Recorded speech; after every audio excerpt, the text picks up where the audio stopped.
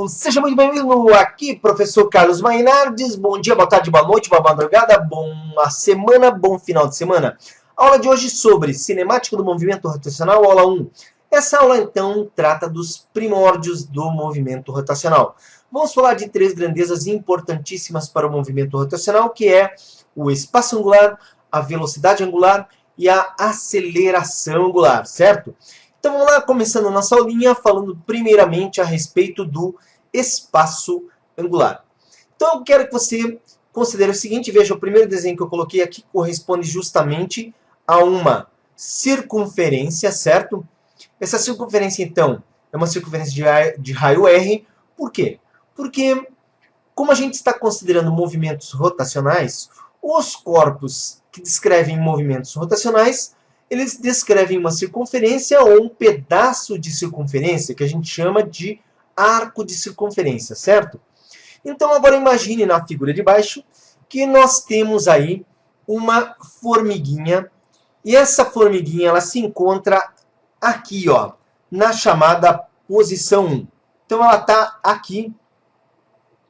E digamos que eu vou ligar o cronômetro está desligado, e quando ela está exatamente nessa posição, eu ligo o cronômetro. E essa formiguinha vem daqui até a posição 2, que é quando eu desligo o cronômetro, certo? Mas observe que da posição inicial que ela estava, em relação a um ponto tomado como origem, nós temos aqui um ângulo θ0. Isso aqui pode ser dito como ângulo inicial, mas a gente chama de posição angular inicial. E observe que em relação à origem, quando ela vai para a posição 2, ou para a posição final, nós temos um novo ângulo descrito θ, desde a posição final até a origem, que é o ângulo θ, que seria também uma posição angular. Se eu subtrair sua posição angular inicial da sua posição angular final, eu vou ter o espaço angular. Então está aqui, ó, tá pequenininho, Δθ igual a posição angular final θ menos posição angular inicial θ0. Bom, deixa eu escrever um pouquinho maior aqui. Então, espaço angular é igual a posição angular final menos posição angular inicial, medidos a partir de um ponto tomado como origem, certo? Agora, observa o seguinte. E se eu quiser saber qual foi o espaço linear percorrido? Você já aprendeu a fazer cálculo de espaço linear quando a gente começou lá no movimento retilíneo, ou quando a gente considerava um corpo que andava entre dois pontos, e a gente media a distância entre esses dois pontos, que o corpo tinha uma trajetória entre esses dois pontos, a gente mede a distância, tem um espaço linear. Mas, quando o corpo desenvolve um movimento rotacional, como que eu meço o espaço linear? Bom, você já fez a medida de espaço linear quando você estudou lá o 8º, 9º ano. Por exemplo, você não fez cálculo de comprimento de circunferência, onde o comprimento da circunferência é 2π multiplicado pelo raio? Ah, eu lembro dessa, comprimento da circunferência. Então, veja, uma circunferência, quando você pega o comprimento de uma circunferência, você considera que foi dado o quê? Uma volta completa. E uma volta completa tem justamente um ângulo de 2π. Veja, 2π corresponde ao deslocamento angular Δθ, só que nesse caso não para essa parte em verde, que é um setor circular, mas sim para a circunferência inteira. Então observe que C representa o espaço linear percorrido. 2π, quando era uma circunferência inteira, então era o espaço angular. Mas eu posso medir para qualquer espaço angular, como, por exemplo, esse ângulo aqui mostrado em verde. Então, seria Δθ, espaço angular, multiplicado pelo raio. Observe, então, deixa eu dar um destaque aqui nisso, que o espaço linear é um produto de um ângulo, ou seja, o espaço angular, pelo raio, certo? Agora vamos ver um outro conceito aqui importante, que corresponde justamente ao conceito de velocidade angular média, e aproveitando, discutimos também a velocidade angular instantânea. Então, velocidade é espaço dividido pelo tempo. A velocidade linear, que a gente já estudou também, Era só pegar o espaço percorrido ΔS e dividir pelo tempo. Agora, como nós estamos falando de rotação, acabamos de ver na tela anterior que nós temos um ângulo descrito, que é o espaço angular. Então, se eu pego a posição angular final menos a posição angular inicial, que é o espaço angular, e dividido pelo tempo gasto entre essas duas posições, eu tenho a velocidade angular média, certo? Agora, na velocidade angular instantânea, o conceito aqui também não muda, porque velocidade corresponde ao quê? Quando o limite é o limite quando o tempo tende a zero, da razão entre o espaço, no caso, angular, e o tempo, certo? Então, observe que a velocidade angular é a velocidade para uma fração de tempo muito pequena, é a velocidade angular para uma fração muito pequena. Então, corresponde ao quê? A divisão do espaço angular por um intervalo de tempo extremamente pequeno, e nós temos a velocidade angular instantânea, portanto, certo? E, continuando aqui, observe que a aceleração angular média é o quê? É a razão da velocidade pelo tempo. Então, se eu pegar quando ocorre variação na velocidade angular para um corpo que descreve um movimento circular. Se eu pego velocidade angular final, subtraio da sua velocidade angular final, inicial, velocidade angular final, e subtraio da sua velocidade angular inicial, e divido pelo tempo correspondente, então, variação da velocidade angular pela variação do tempo é a minha aceleração angular média. Da mesma forma, quando nós consideramos o limite quando o tempo tende a zero, dessa variação de velocidade sobre a variação do tempo, mas considerando um tempo que tende a zero, nós vamos ter a aceleração angular instantânea, certo? Perceba que os conceitos que eu aqui apresentei para você, eles são muito parecidos com os conceitos que a gente viu quando do movimento retilíneo, tá? O espaço como diferença de duas posições, a velocidade como sendo a razão do espaço pelo tempo, só que agora esse espaço seria o espaço angular, ou um ângulo pelo tempo, e a aceleração angular, a variação da velocidade angular pelo tempo, tá ok? Vamos agora para um exercício, então, vamos praticar isso aí que a gente falou. Então, nesse exercício, veja, o mergulhador perfaz 2,5 revoluções em sua trajetória a partir de uma plataforma de 10 metros de altura em direção à água. Supondo que sua velocidade vertical inicial seja zero, encontre sua velocidade angular média no mergulho. Veja bem, a historinha é o seguinte. A mergulhadora aqui que eu coloquei na foto, enquanto ela cai de 10 metros de altura, ela pula lá no trampolim. Enquanto ela desce esses 10 metros, ela consegue fazer 2,5 revoluções, ou 2 voltas e meia. Tá? Então ela dá 2 voltas e meia. Olha, 2 voltas e meia é 900 graus. A turma de skate aí faz manobra de 900 graus, não faz? Então, observa o seguinte, a primeira coisa. Se ela fizer uma revolução corresponde a 2 π radianos, ou 360 graus. Como ela faz 2,5 revoluções, isso aqui corresponde, então, a um ângulo delta θ. Regrinha de 3 simples, delta θ vezes 1 é delta θ. E aqui eu fico com 2π, que multiplica 2,5. 2π vezes 2,5 dá um ângulo de, no caso, 5 π radianos. Então, observe, enquanto ela cai dos 10 metros, ela descreve um ângulo de 5 π radianos. Agora veja, qual é a sua velocidade angular? A sua velocidade angular média é o seu espaço angular, os 5 π radianos que ela gira, dividido pelo tempo. Mas, observe que eu não conheço aqui o intervalo de tempo. Eu não sei em quanto tempo ela cai esses 10 metros. Mas a gente já estudou lá na cinemática, queda livre, E observe que se eu pego uma equaçãozinha manjada lá da cinemática, h igual a gt ao quadrado sobre 2, uma vez que ela parte de uma velocidade inicial nula, né? h são 10 metros, aceleração da gravidade 10, t ao quadrado por 2. Observe que 2 vezes 10 é 20, divide por 10, eu tenho t ao quadrado igual a 2, t igual a raiz de 2 segundos.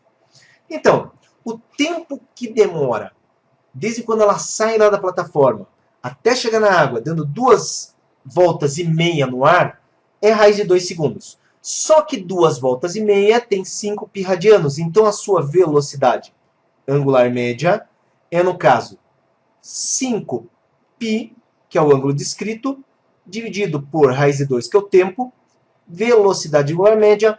Batendo isso na calculadora, eu já fiz esse cálculo adiantado, é claro, você acha um valor próximo a 11 radianos por segundo de velocidade angular média, certo? Então, daí um primeiro exercício resolvido aqui. E eu vou fazer um segundo exercício aqui. Então, observe. Uma roda de 30 centímetros de raio possui 8 raios. Ela está montada em um eixo fixo e gira a razão de 2,5 revoluções por segundo. Você deseja tirar uma flecha de 24 centímetros de comprimento através da roda paralelamente ao seu eixo, sem tocar os seus raios. Admita que tanto a flecha como os raios são muito finos. Pergunta-se, qual é a velocidade mínima que a flecha deve ter para conseguir atravessar aqui a roda? E letra B, é importante o ponto entre o eixo e a borda da roda, que você mira, em caso afirmativo, qual a melhor localização. Então, observa o seguinte. Veja, enquanto a roda está girando, aqui mostrada no sentido, no caso, anti-horário, o que acontece? A flecha tem que atravessar a roda. Mas, aqui, observe que a flecha pode ser interceptada por esses raios. Então, o que acontece é que, enquanto a flecha ela tem que passar, o tempo que ela tem para passar é o tempo, por exemplo, imagine que ela vai atravessar entre esse raio e esse aqui. O tempo que ela tem para passar é exatamente quando, o maior tempo possível, quando esse raio acaba de passar, ela põe a pontinha dela aqui, e quando esse raio consegue chegar aqui, o tempo da flecha acabou, então ela já vai ter que ter passado. Mas deixa eu mostrar aí a próxima tela para você, onde eu fiz um desenho que esquematiza isso aí. Então veja só.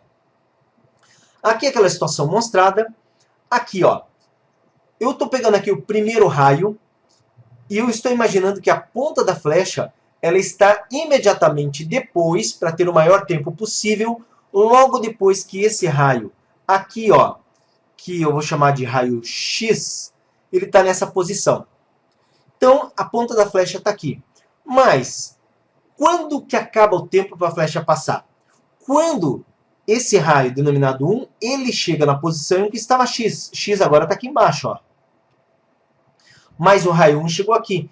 E a flecha, agora, com a sua parte traseira, com a sua parte posterior, tem que estar aqui, ó.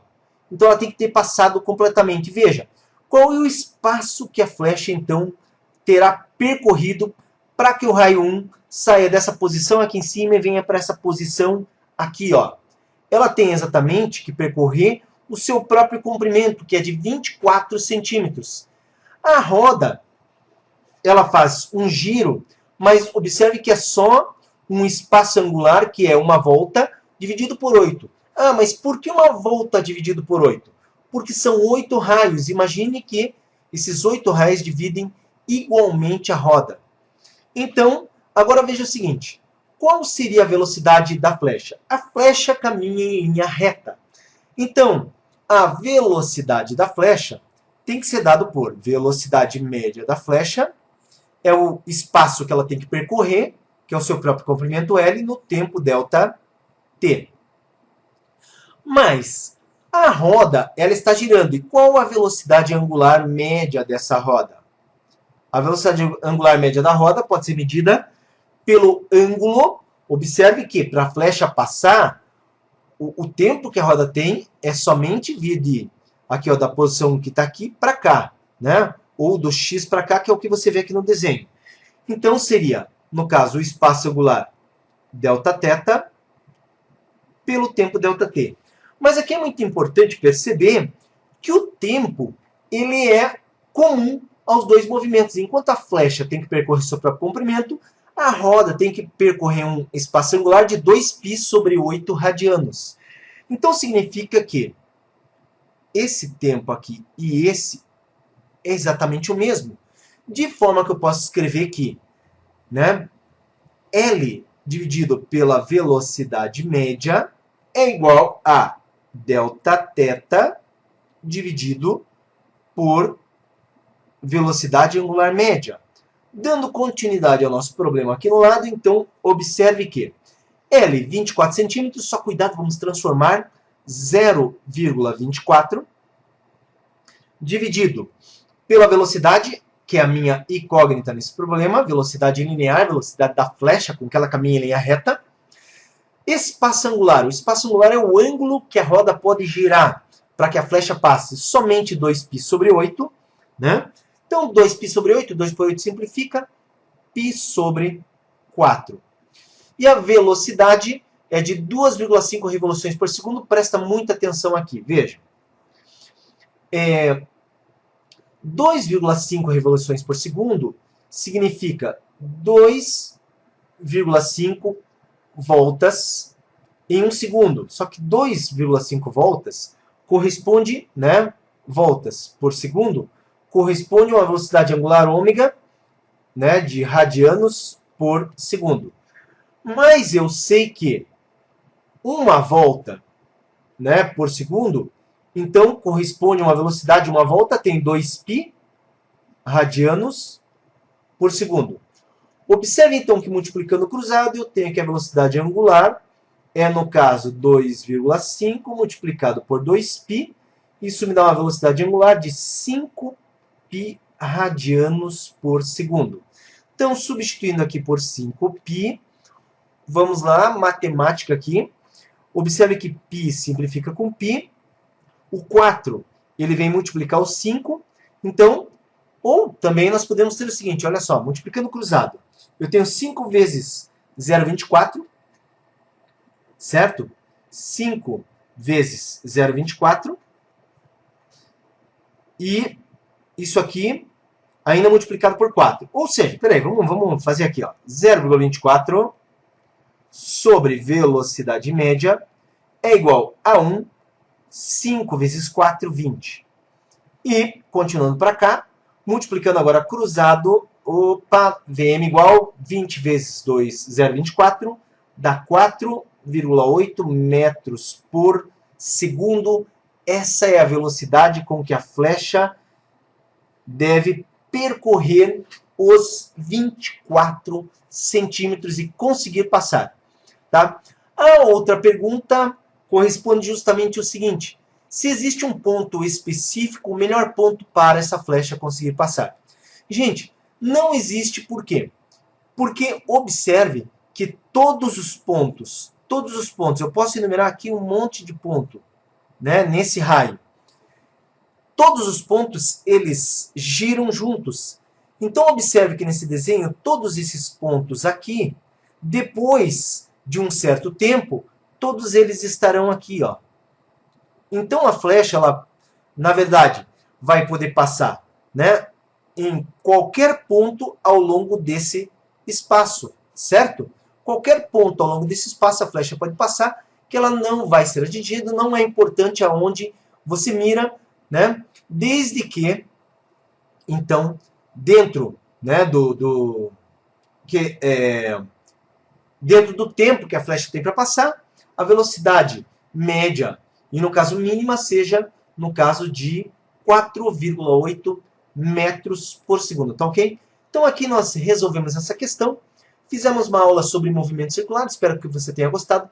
Se gostou, dá um likezinho para nós. Também avisa seus amigos, compartilha com eles aí, para que eles venham assistir também essa aula e aprender junto. Falou? Obrigado pela audiência e te aguardo em outras aulas que nós vamos ter aí. Até mais!